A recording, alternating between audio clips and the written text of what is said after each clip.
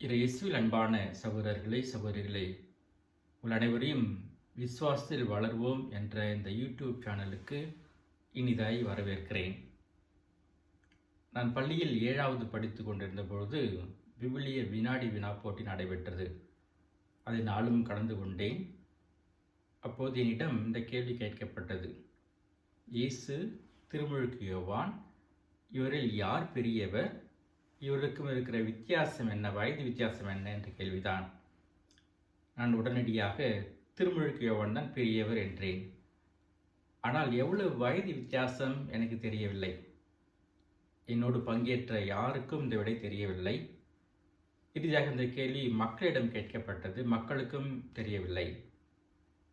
பிறகு இந்த வினாடி வினாவை தொகுத்து வழங்கிய வேதிய லூக்கா செய்தி நற்செய்தி 1ஆம் அதிகாரம்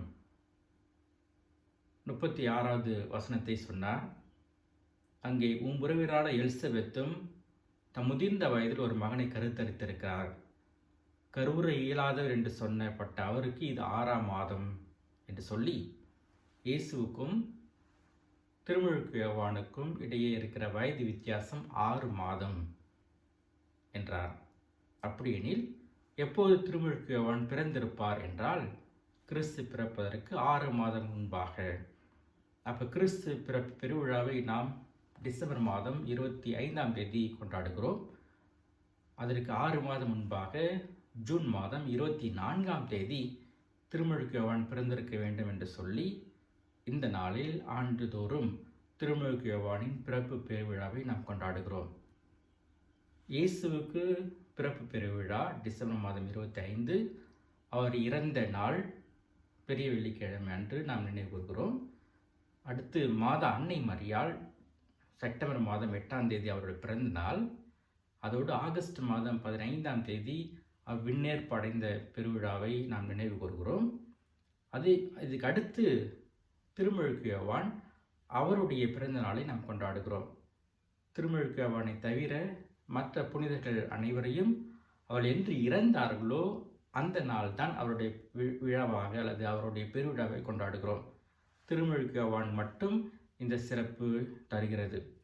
அதோடு மட்டுமல்லாமல் இயேசு தம் முன்னோடியாக வந்த திருமுழுக்கு யோவானை பற்றி மிகவும் புகழ்ந்து பேசுகிறார்.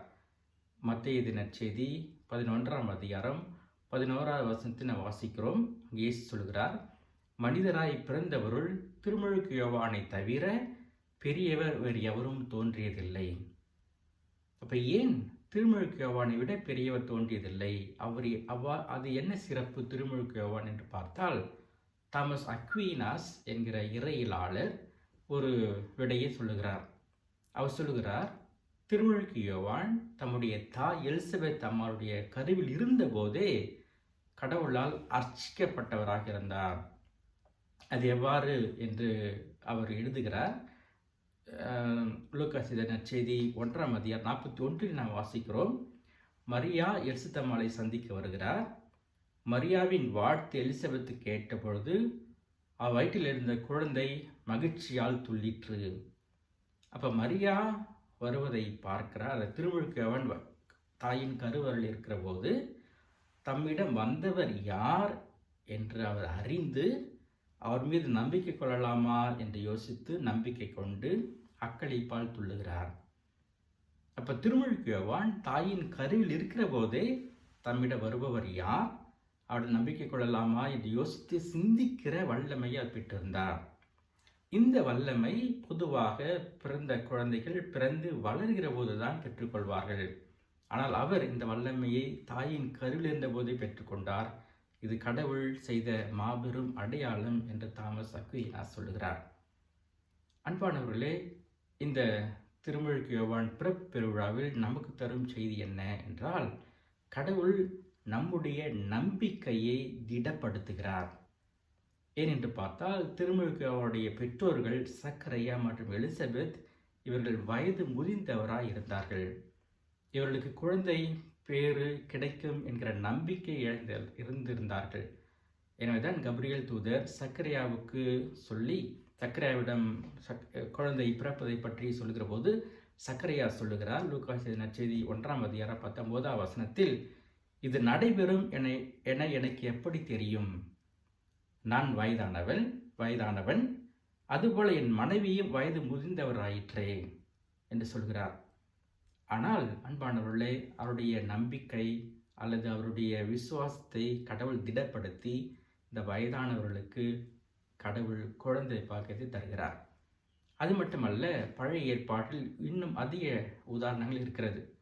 தொடக்க நூலில் நாம் பார்க்கிறோம். தொடக்க நூல் 18ஆம் அதிகாரம் 11ஆம் வசனத்தில் அப்ரஹாம் அவர் மனைவி சாரா. விவிலியத்தில் வாசிக்கிறோம். இந்த தொடக்க நூல் 18ஆம் அதிகாரம் 11ஆம் வசனத்தில் அப்ரஹாமும் சாராவும் வயது முதிர்ந்தவர்களாய் இருந்தனர். சாராவுக்கு மாதவிடாய் நின்று போயிருந்தது.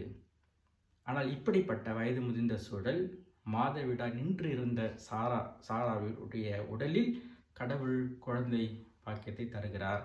சாராவுக்கு ஈசாக்கு என்கிற குழந்தை பிறக்கிறது. அதோட ஈசாக்கு அவருடைய மனைவி ரெபேக்காவும் மலடியாக இருந்ததாக விவிலியம் சொல்லுகிறது. அவருக்காக ஈசாக்கு ஜெபிக்கிறார். தொடக்க நூல் 21ஆம் அதிகாரம் 5வது வசனத்தில் 21ஆம் தொடக்க நூல் 25ஆம் அதிகாரம் 21ஆம் வசனத்தில் வாசிக்கிறோம். ஈசாக்கு மலடியாக இருந்த தன் மனைவிக்காக ஆண்டவரிடம் ஜெபிக்கிறார். பிறகு ரெபேக்கா இரண்டு குழந்தைகளை பெற்றெடுக்கிறார். ஏசா மற்றும் யாக்கோப்பு என்ற குழந்தையை பெற்றெடுக்கிறார். மூன்றாவதாக நாம் பார்க்கிறோம், அன்னா. சாமுவேலாகமம் முதல் புத்தகம் 1 அதிகாரம் 5ஆம் வசனத்தில் அன்னா அவரும் மலடியாக இருக்கிறார்.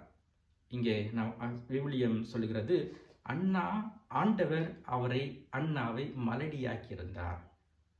ஆனால் அன்னா இரவும் பகலும் ஆண்டவருடைய பிரசன்னத்தை விட்டு வெளியே செல்லாமல் என்று ஜெபித்து கொண்டே இருக்கிறார். கடவுள் அவரது மன்றாட்டை கேட்டருளி அவருக்கு சாமுவேலை குழந்தையாக தருகிறார். அன்பானவர்களே, நம்மில் பலர் ஜெபிக்கலாம். ஒரு கருத்துக்காக, பல கருத்துக்களுக்காக பல நாட்கள், பல ஆண்டுகள் ஜெபித்து கொண்டே இருக்கலாம். இந்த நம்பிக்கையை தளர விடாமல் ஜெபியுங்கள் என்றுதான் இன்றைய நாள் நமக்கு அறிவுறுத்துகிறது. அன்பானவர்களே, திருமுழுக்கு யோவானுடைய நாளில் நம்பிக்கையை தளராமல் ஜெபிப்போம். கடவுள் உங்களுடைய வேண்டலையும் கேட்பார், நம்முடைய வேண்டலையும் கேட்பார். ஏனெனில் அவர் நம்மை என்றும் அன்பு செய்கிறார். அன்பானவர்களே, இந்த காணொலியை பார்த்தமைக்கு நன்றி. உங்களுக்கு விருப்பம் இருந்தால் இந்த காணொலியை பிறரோடு பகிருங்கள். நன்றி. இயேசுவுக்கு புகழ், இயேசுவுக்கு நன்றி. மரியே வாழ்க.